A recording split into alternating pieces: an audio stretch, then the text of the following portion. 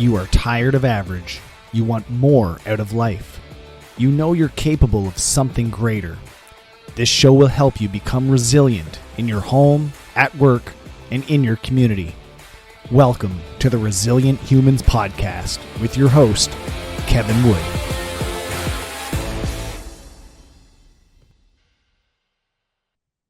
Welcome back to the Resilient Humans Podcast. And today's guest is someone who's navigated a career with as many plot twists as a Netflix drama and came out stronger, wiser, and more committed to helping others do the same. Farran McKay has transitioned from corporate engineering to education and finally into the world of CrossFit, where she spent the last 5 years focused on creating thriving, sustainable communities for coaches, affiliate owners, and athletes alike. She's driven by one powerful message in that we need to create a healthy ecosystem in the CrossFit world where coaches and owners are supported and not burned out. Oh, and I just found out that we're total opposites in the gym. She hates wall balls, but loves handstand push-ups, which makes for a perfect balance because I'm exactly the opposite. Farran, welcome to the show. Thank you very much, Kevin, for that introduction. It is a real pleasure to be on your show today. Excellent. Thanks for coming. And first, you have to give me the pitch. Why handstand push-ups over wall balls? Oh, I'm 5'0" nothing. So I don't think I need to explain anything else. I mean, if wall balls were done, a certain amount of like one arm's distance above your head, then I'd be fine. I'd be happy with it. But they are a bit of a challenge. So it's true. I can touch the 9-foot marker by just hopping up and touching it. So see, I am so jealous. And because and sometimes you get the option to do like wall shots without the squat. I still need to squat to get enough momentum on the ball. Yeah. To get it. So, yep. Yeah. It's true. I tell my athletes, the lower they'll squat, the higher the ball will go. And some of them don't believe me. Well, I do. So that's good. It's good. So obviously you've fallen in love with and then coached, various things like in your bio, you talked about sailing and snowboarding and CrossFit, yes. Even teaching itself. What has drawn you to the teaching field? Now, that's a really interesting question because on the sports side of things, I have fallen in love with 3 different sports in my lifetime. And each time I wanted to share that passion with other people. So with sailing, I developed and I became a sailing instructor. And then I discovered snowboarding and I became a snowboarding instructor. And yeah, spoiler, I discovered CrossFit and became a CrossFit coach as such. In that parallel time, there was something else going on. So I started off working in corporate world as an engineer, as you mentioned. And I noticed that there was some type of disconnect going on. I was putting in 60 plus hours a week for somebody else to make a lot of money.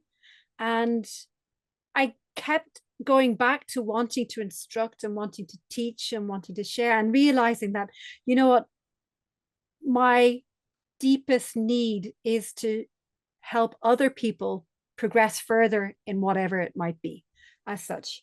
And I've had so much joy and in practicing all the sports that I've done. And I see, especially with now the CrossFit methodology, I see such a benefit it is for our general health and well-being that I just hope that as many people as possible just get out there and move as such. And if I can contribute to that in any way, then that's already a win for me. Lovely. And what is your CrossFit origin story? How did you find it? I love hearing other people's stories. My origin story. It starts off more than 10 years ago. And I was doing a burpee challenge to raise money for mental health. And it was in the time when Facebook groups were the thing as such. And we had to upload a video every day for accountability to show that we've done our 40 burpees.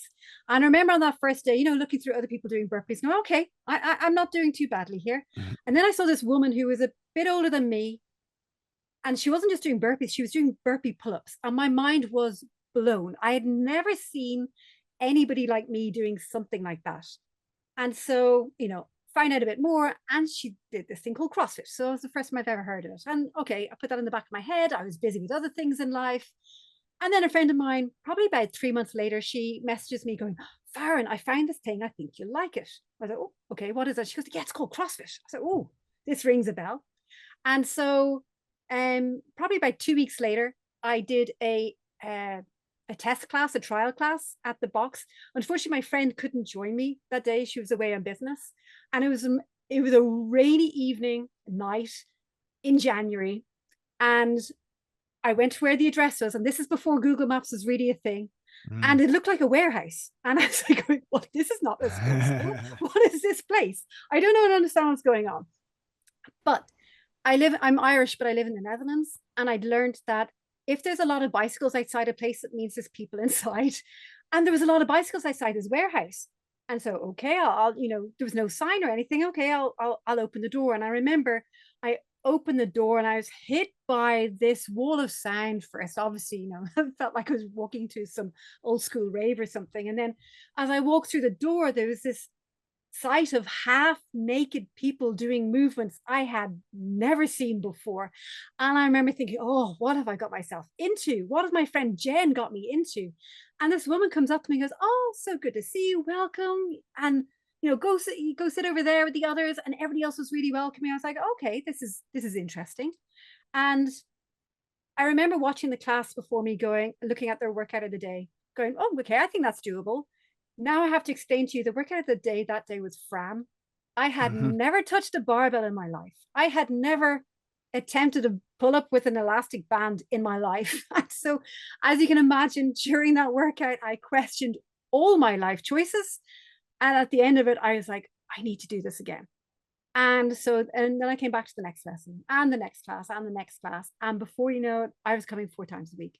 So that's generally my origin story, that there is something, and I say always, there was something more painful in my life going on to get me to go and open that door that evening. And I think at the time I was a newly single mum. I was studying a master's degree in education. I was teaching at the same time. There was a lot of balls in the air, but I knew I was missing something for me, something where I could be me and Farran, and not a mum and not a teacher and not a student. And I discovered that CrossFit UACT, where I trained, it gave me that spot. And it made me feel, it was my second home as such. And I think part of it was also obviously the dopamine and all the rest of the lovely hormones that come out when you work out hard. And I think it all contributed to helping me get through and navigate various plot twists in my life as such. So there we go. That's Yeah. a long version of my origin story. I had this chat with somebody recently as well. Sometimes, like in obviously our instances, when we went into there, and obviously thrusters are a terrible movement and nobody should do them, but they would scare people away. Like something like that, or a workout like that, as hard as it is, and you're laying down at the end of the workout and you're like, what just happened? I'm questioning all my life choices. Why does that draw some people in, but it repels others away? Now, and I think this is possibly to do with something deep inside of me that is not afraid of the challenge as such, whatever that challenge might be. And I think maybe it comes from doing sailing at a young age. And you're literally at the age of 9 or 10, you're in this little boat by yourself, having quote unquote to survive by yourself. I did dinghy sailing as such. And it was just more the satisfaction I got from overcoming that challenge, if that makes sense. It was something, and in that sense, it was a real sense of intrinsic motivation. So it wasn't because I wanted to lose 5 kilos or I wanted to be fitter or something. It was more that intrinsic, and not the need to win, but it was just more to bring myself forward on the next step. Okay. It's interesting. Yeah. Cause a lot of people, when they walk through the door, we interview people and we ask them, what's your motivation for coming in? Like, what are your main goals? And, 9 times out of 10, it's, I want to lose weight. I want to lose fat. I want to get stronger. I want to keep up with my kids, whatever it is. But that's not the reason that they stay. That's a completely different reason, but they don't know what that reason is yet until they experience what it is within our walls. And I feel like that's a common thread, no matter where you are in the world, no matter where the CrossFit box is. It's kind of this similar thing. Completely agree. I mean, they might come in for these, I call them surface reasons, to lose weight and things like that, because there's always stuff deeper going on. Yeah. Why they're the reason at the moment. But we stay for how we feel when we're there. We stay for the experience. There's the quote, oh yeah, you come for fitness and you stay for community. And I was like, I don't necessarily believe it's only community. It's just how the whole experience makes you feel, how the training makes you feel, how connecting with others makes you feel, how you were seen by the coach that day makes you feel, how someone messages you if you didn't turn up for class as such. And it's, or someone, celebrates the fact that you've got your first ever push-up, whatever it might be. And I don't just restrict that to community, because I think that negates the amount of effort that affiliate owners and coaches put in to creating that experience and creating that space for people to be that way. So what is your current, I don't want to say job, what's your mission right now? Like what is your purpose, and what are you driving towards right now? I think you mentioned at the start, my purpose is to create a healthy ecosystem, because I deeply believe in the CrossFit methodology, and I believe in its ability to change people's long-term health. However, if we do not have healthy affiliates, then we cannot deliver that methodology to more and more people.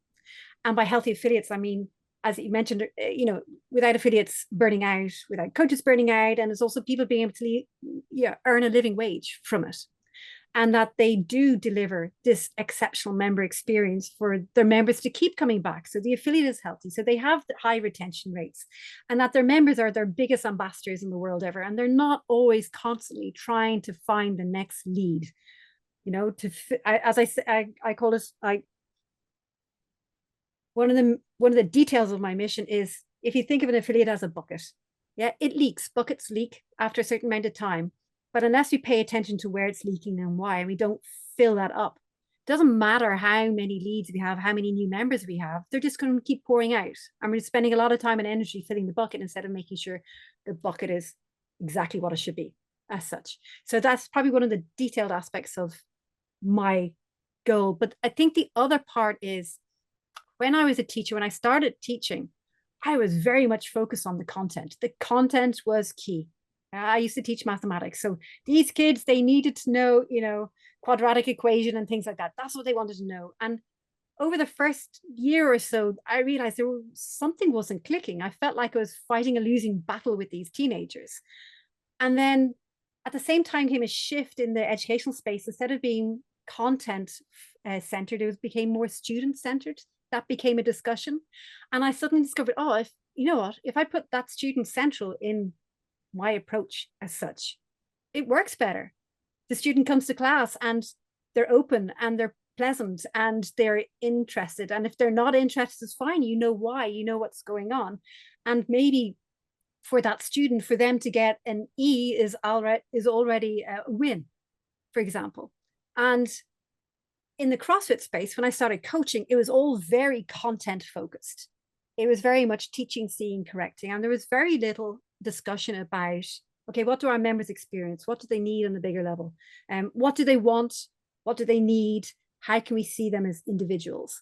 And so I saw this chance to translate what had been a profound change within the educational space, to bring that into the CrossFit space, to go, hold on a second, guys, the methodology is brilliant. And yes, we need to know all the teaching, seeing, correcting, group management, and all those things. But if we lose sight of the person in front of us, they're just going to go away after a while. We're not going to achieve as much as we can achieve as such. So I think that would be the bigger picture for me. I totally agree. And it's definitely a conversation that, we in our gym have had in recent years. And I think it's being talked about more on a global scale as well. Mm-hmm. It's nobody joins the gym to get better at thrusters or to get a ring dip, because they don't know what that stuff is, or learn what triple extension is. That's not why they're who gives there. a shit. Yeah. What's going to keep them coming back? And this is the one that, when you strip everything away, it's really about a connection. And it's a connection to a variety of things. One is a connection to the coach standing in front of you, giving, pouring everything into the class. It's a connection with the other people that are in the class. And then it's a connection to something bigger, this whole CrossFit community, and being a part of that.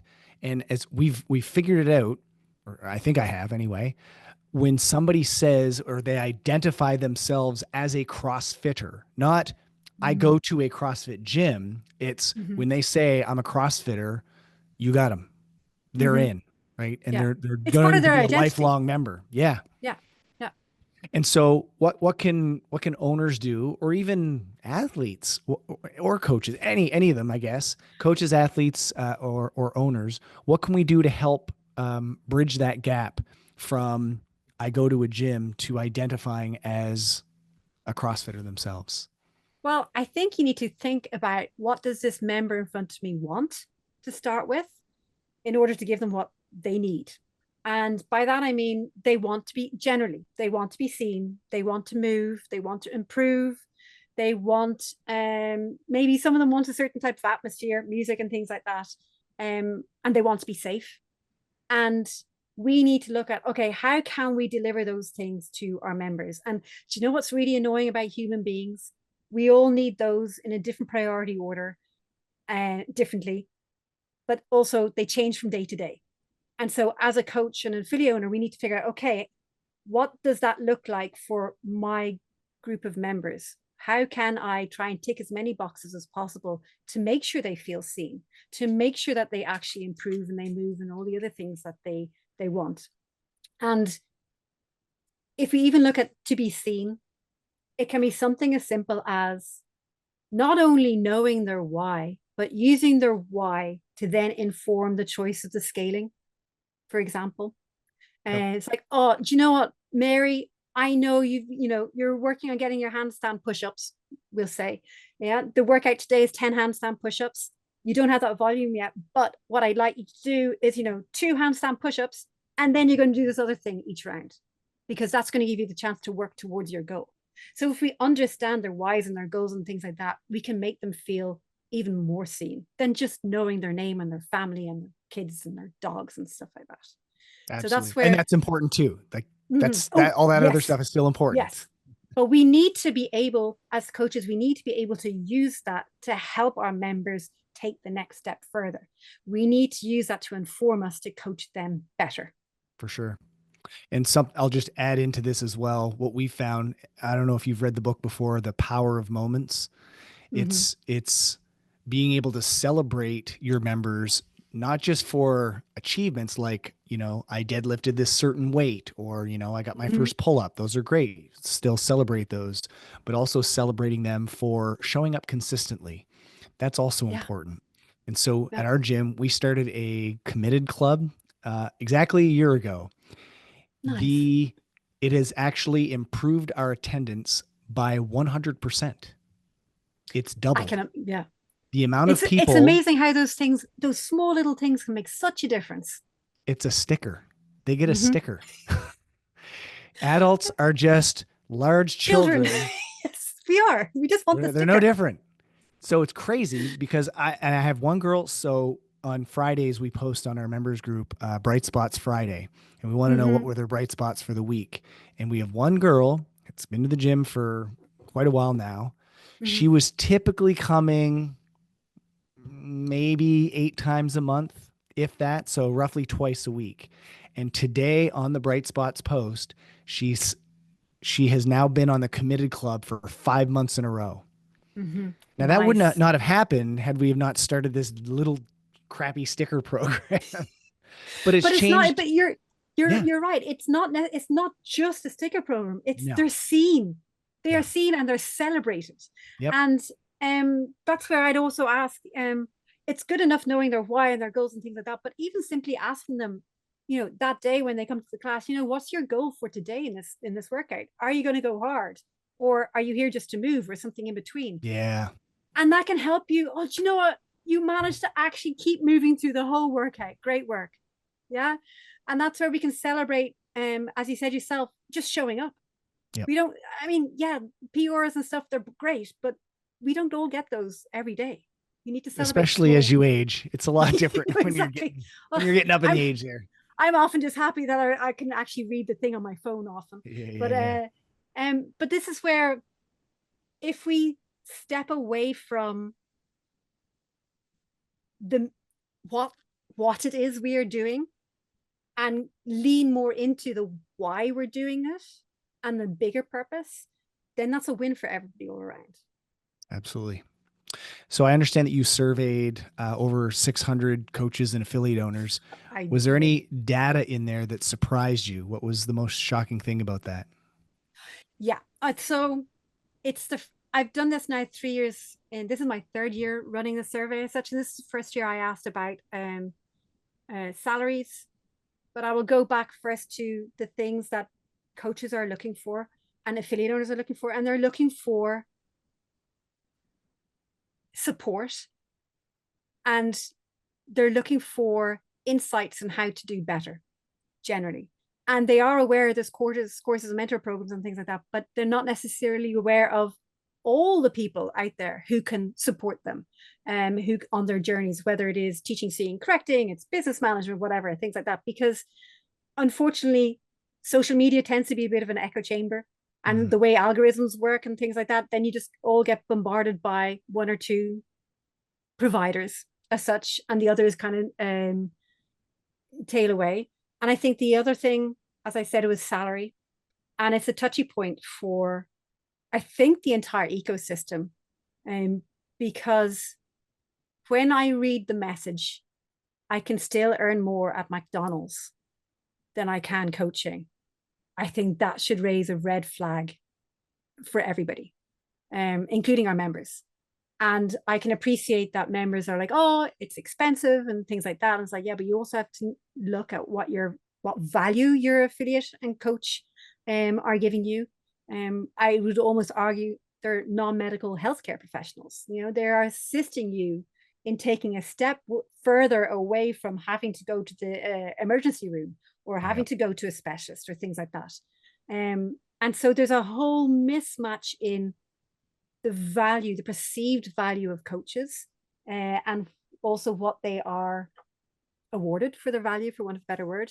Um, I also appreciate from the affiliate perspective, you know, you have a couple of part-time coaches and you give them membership in return, you know, to start building things up and things like that. But at the end of the day, we're just kind of shooting ourselves in the foot because um, if you're only, and I say only, if you're giving away membership for coaching, then what value are you actually putting on that coaching? Not much. As an affiliate owner, you should be willing to pay for coaching. As a member, you should be willing to pay for coaching. But that also means that if we're saying you're going to pay for coaching, you got to get that coaching. Yeah, we can't just be someone standing there just controlling the timer and just making sure everybody starts the right time and finishes at the right time. It has to be proper in-class coaching that makes long-term changes to people's behaviors as such. So It's the difference between like a teacher and a coach. Like a mm-hmm. teacher is literally just they have a lesson plan and they're following it and they just go down and they check the boxes as they go. Whereas a coach, I feel, is more invested and more involved. Mm-hmm. And I coached a class this morning, and this is actually kind of when I thought about it. I was like, this is coaching. This is what I'm doing. Like I'm going up to Mm-hmm. each person, troubleshooting where they are, and then giving Mm-hmm. them the answer for them at this moment Yeah. in time. So we were doing skipping. Some people can go, 100 unbroken. Some people are still working on getting their first double under. And Mm-hmm. so it was just identifying where people are in this moment and then giving it to them, as opposed Mm-hmm. to having the entire class line up in rows and doing all the same drills. Well, then you're teaching nobody. You're not Mm-hmm. coaching anybody. You're just Yeah. verbatim. Do. Here's what Yeah. we do. So yeah, I definitely see a difference between the two. Yeah. And I think the other thing that challenges the whole ecosystem is that often affiliate owners and other, we'll call them coaches, have never experienced what true coaching really is. So they don't know what they're missing. It's Mm, just like if you were in a box and you were told the snatch is ground to overhead. Yay, you got it from the ground to overhead. Good work on the snatch. Oh, look, you got a bit more. Good work. Oh, you got a bit more. Good work. Then you think, oh, I'm good at the snatch. But nobody's ever helped you really fine tune all the movements, you know, and make you more efficient and lift even more weight.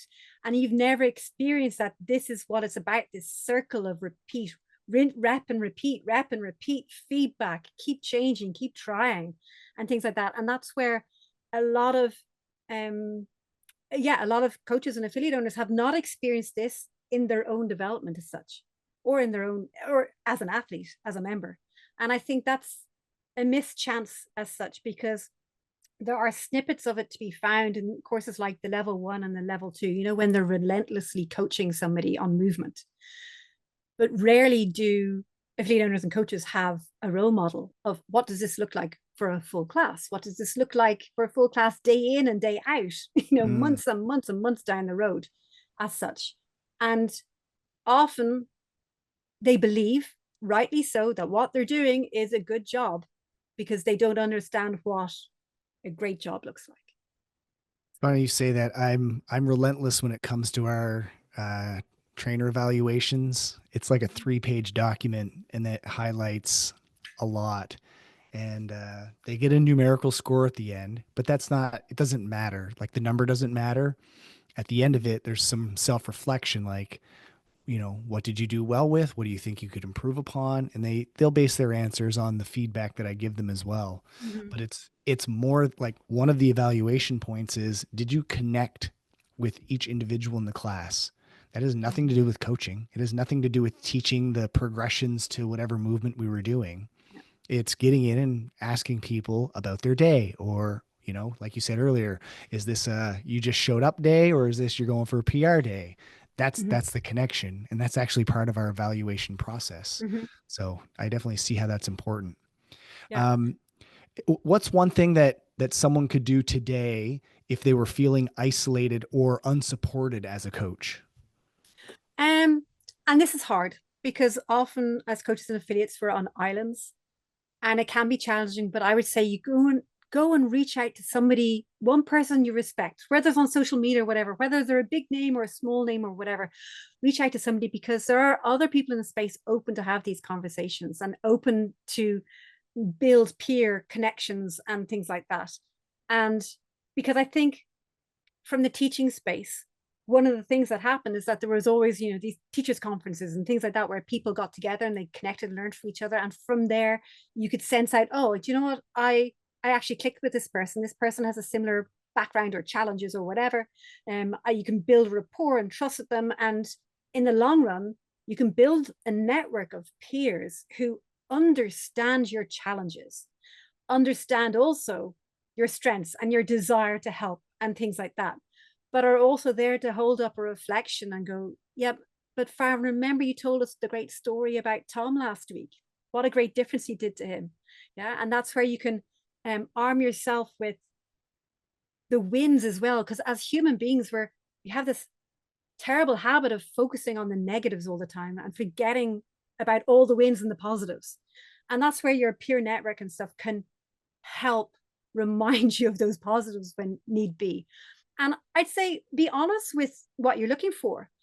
Often support starts with clarity. It's like, I really just need somebody who's a bit of a sounding board or can at least listen to me to start with. I don't necessarily need advice. I just need to be able to share this with someone who understands what it's like to open up for that 5 a.m. class, who understands what it's like, how it feels when that member messages you to say that they're stopping their membership.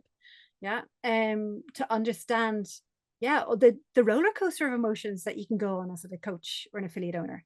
And yeah, I would also say reach out to others in the same space, but not necessarily CrossFit. So reach out to other coaches, reach out to other business owners who are in maybe the health fit space and things like that, because we have so much to learn from each other, but also outside the CrossFit space. That would be a great pity just to keep ourselves blinkered and only focused on our little island or little islands around us. I would also like to say that, sorry, go on. Go ahead. No, so go ahead.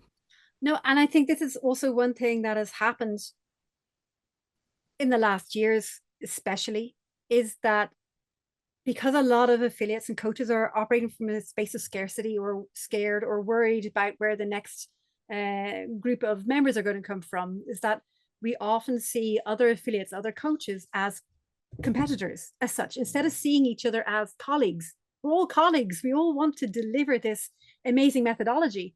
And I think if we're feeling isolated and unsupported, is because we also need to reflect as, do we see that affiliate down the road as our competitor or as our colleague? Yeah.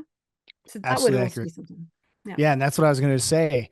especially during COVID, things, obviously the mental health of gym owners was in the dumps, and myself and a few of the other affiliate owners in our area, we just got together and we're like, Mhm. we need to talk to each other and support each Yeah. other, because right now we definitely feel isolated and alone.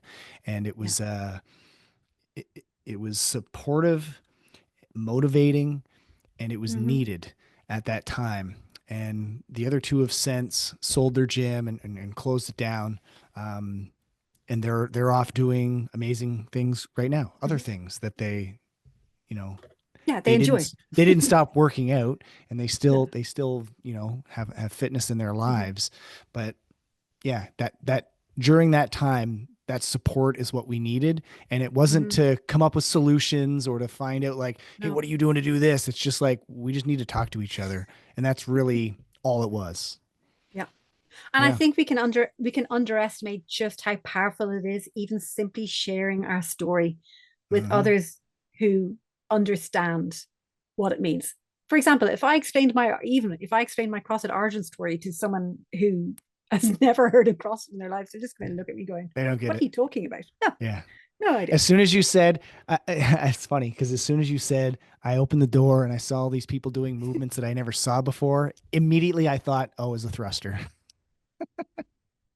So when you talk about the hidden burnout cycle, what are some everyday signs that a coach or a leader might be running on empty? I apologize. My internet froze there, so I missed the last section of what you said. All good. So we've talked about, or you've talked about the hidden burnout cycle. What are Mm-hmm. some everyday signs that a coach or a leader might be running on empty? Yeah, and you know what? It's this subtle shift that can happen where you start being annoyed by the small things and irritable, and where you're finding it hard to make a decision, even the simple ones. And you lose patience maybe with your members or your team or whatever. Um, and it's not just one day, it's like this buildup of over days. And it could also be that you're feeling numb or disconnected from the things that you normally care about. You're just like, yeah, yeah, whatever. Um, and it could be even something as simple as feeling dread going going towards the affiliate, whatever that dread is about, coaching the class, opening the door, having to clean the toilets, whatever it might be, but feeling that deep down dread, and not just one day, but 2 days and 3 days as such. Mm, But it's even catching it in those early moments of going, okay, hold on a second. What is fueling me right now? What is draining me? What's going on here? And often, because affiliate owners and coaches care so much, we tend to over deliver on things without giving ourselves the time and space we need and boundaries we need to recover. And we're often, somebody described this to me as somebody shares a problem with you, and you can think of the problem as a football, and they share it with you and they give you the football and you hold the football, and they finish the story and then they walk away and you're still there holding this football. I was like, yeah, but what are you going to do with that football? And the discussions, most people tend to walk away with the football. And it's like, you don't have to. You can literally put the football on the ground. It's not your football. You don't need to bring it away. And the person knows it's there. That's it. And I remember thinking, gosh, this is something that possibly more coaches and affiliate owners could find useful, is that we tend to bring a lot of stuff with us. About, we hear all the stuff from our members' lives, and we can see the challenges in our coaches and also our affiliate owners. As coaches, we can see the challenges that affiliate owners have, and it's that moment of, yeah, but we don't have to put everything on our shoulders as such. So I think my tip would be, first check in, what's fueling me, what's draining my energy, and the second one is like, how many footballs have I managed to bring along with mm, me? Can I put them back on the ground? How can I? yes. Yeah. So that would be my tip. So what's one small repeatable habit that you personally use to stay grounded and avoid burnout? I do, for me, I do reflection as such, and that question of, well, it's like, what have I not done for myself today? Yeah, I ask myself that question.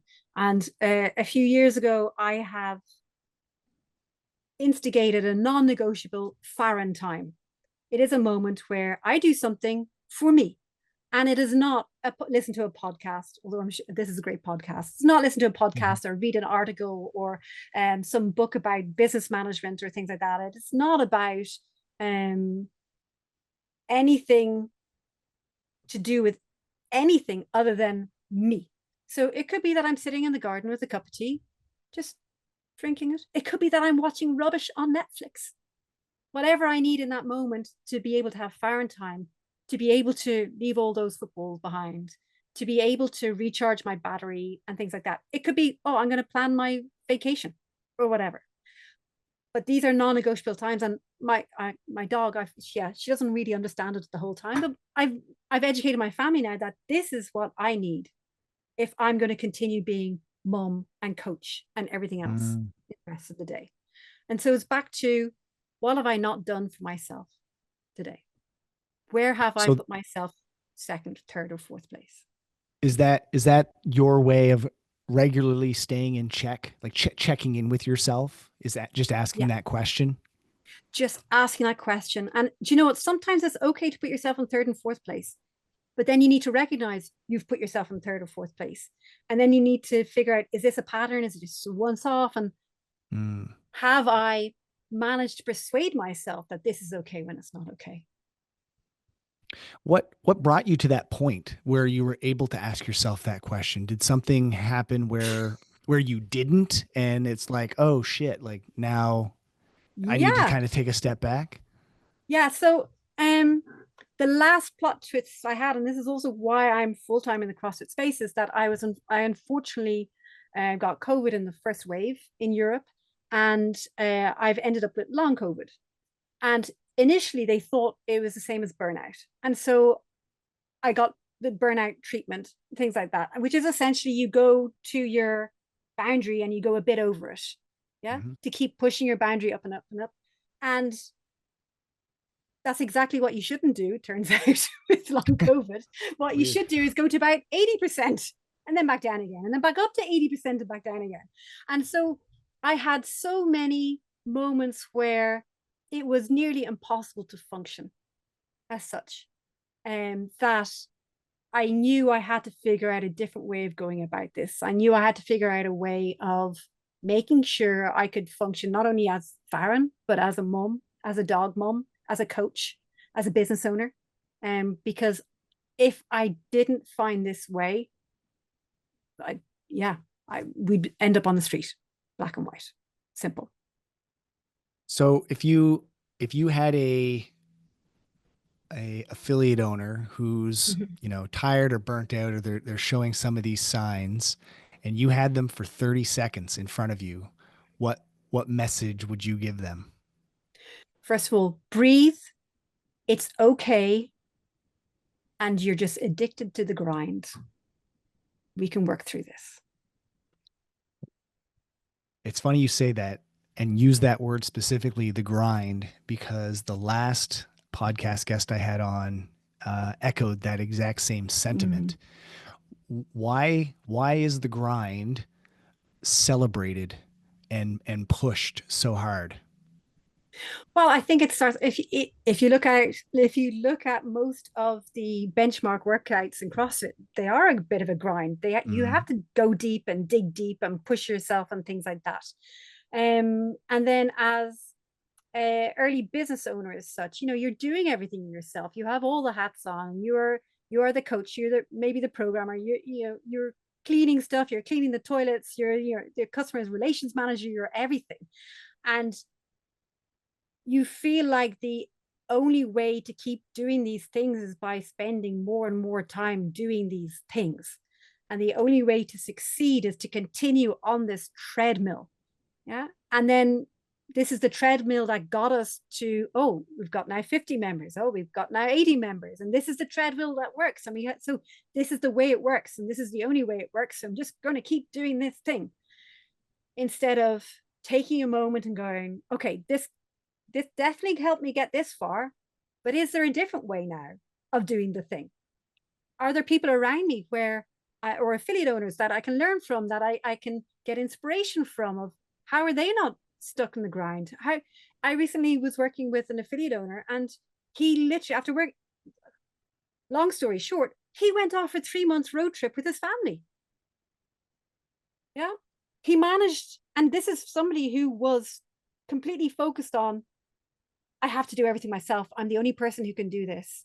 I'm the only person who's going to make sure it gets done right, to being able to leave his affiliate with basically no internet connection. Yeah. But it is a process, and that's where we're back to changing behaviors as such. It's not as simple as saying, oh, yeah, you have to stop doing the thing. You have to look at, why are you doing this thing to start with? How has it helped you so far? And we recognize that it's probably helped you so far, but how might it actually hamstring you moving forward as such? What is it preventing you from reaching? I know that's a common theme. I've talked to a lot of affiliate owners as well. I've been around the space for 18 years A plus. long time, yes. Yeah. The theme that nobody can do it better than me. It's such a you're digging your own grave when you repeat that over and over again. And it's once the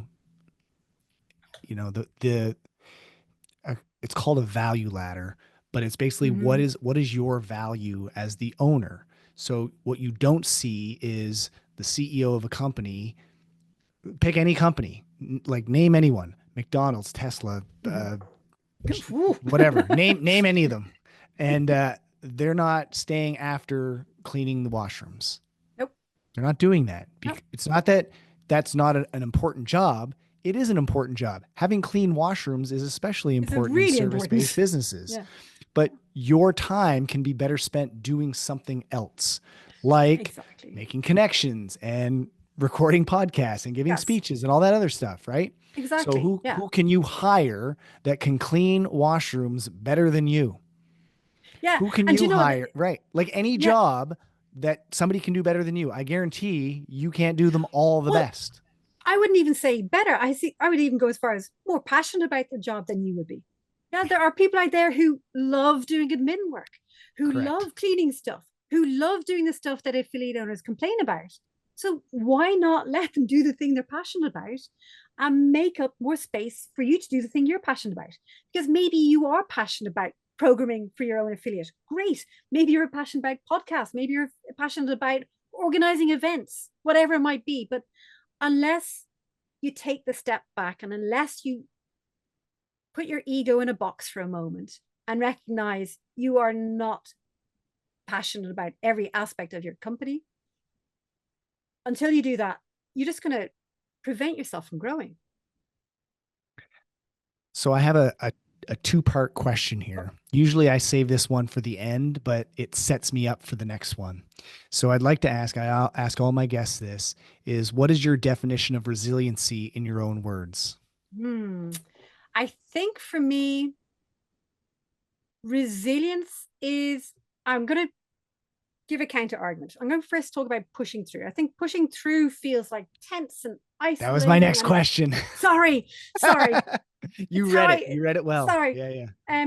But it's like pushing through is like tense, and it's isolating, and it's very reactive and in the moment, while resilience is, it feels more grounded, and it's responsive, and it's anchored in a purpose and a why, in a which direction you're going in as such.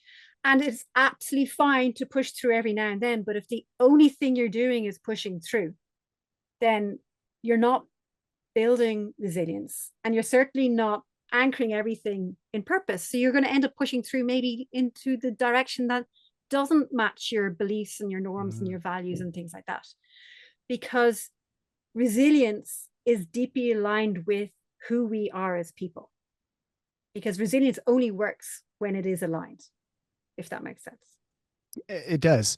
And it's that was my second question is, what's the difference between pushing through and resiliency or being driven? And I think you answered it very, very well.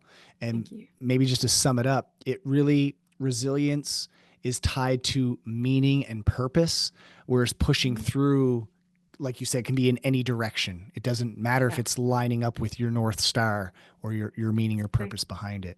Yeah. And I'd probably add to it is like pushing through is like coping. Am I coping? And while resilience is like growing through the challenge Mm. as such. Yeah. That's a So I good think, way of seeing it.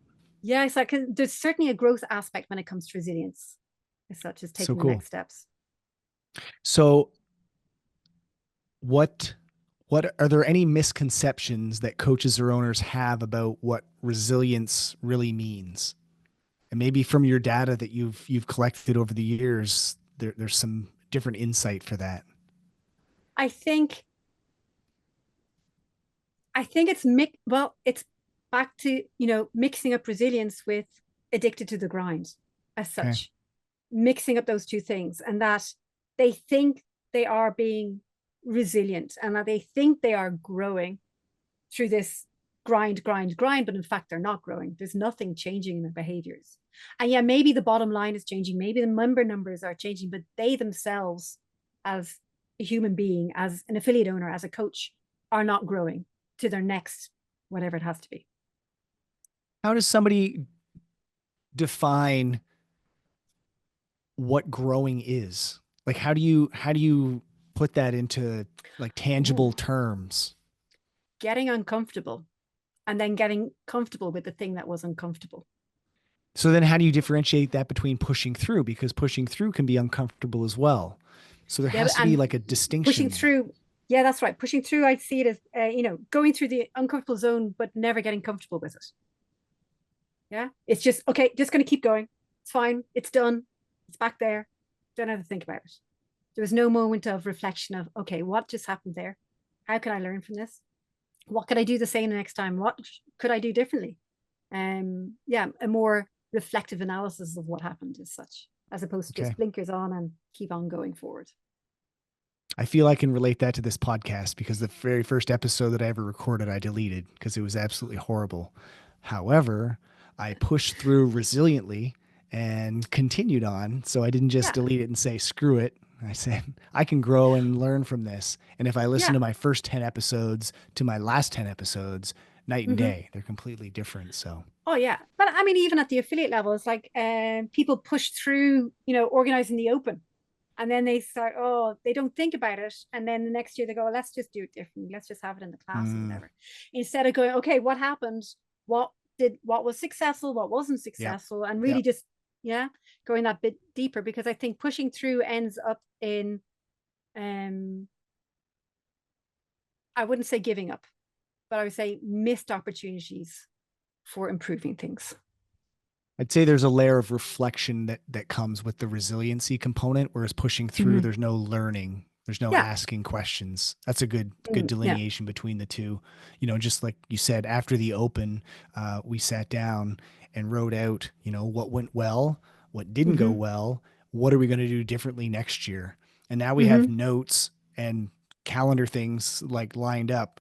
By this date, we need to order this stuff because this Yeah. year they got there It was late too or late. whatever it was, right? Yeah. So yeah, as long as you're learning from it, I think that's Mm-hmm. the main difference. Yeah. That's cool. Farran, is there anything else that you'd like to tell our listeners before we sign off today? No, I'm going to reiterate again, go out and reach out to other affiliate owners and coaches and create a good peer network for yourself, because the stronger you are on your islands, the more bridges you have to other islands, the better you're going to be in the long run, and the better our ecosystem is going to be in the long run. And if anybody's ever interested in member centered coach development and setting up systems and things like that, please reach out to me.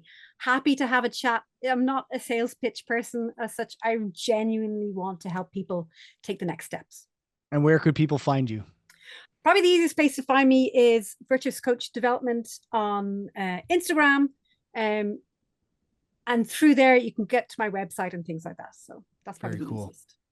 And I'm going to also pitch. I have nothing to sell affiliate owners. There's literally no link to buy anything from me, but I do have a free um, calendar link.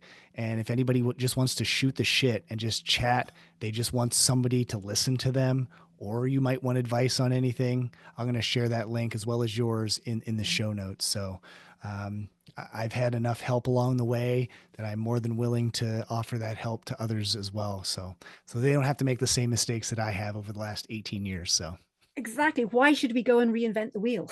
no, Other it people have doesn't done say, it. it doesn't make sense. That's No, right. it doesn't. Farran, Thank you thanks so so much much for for coming on.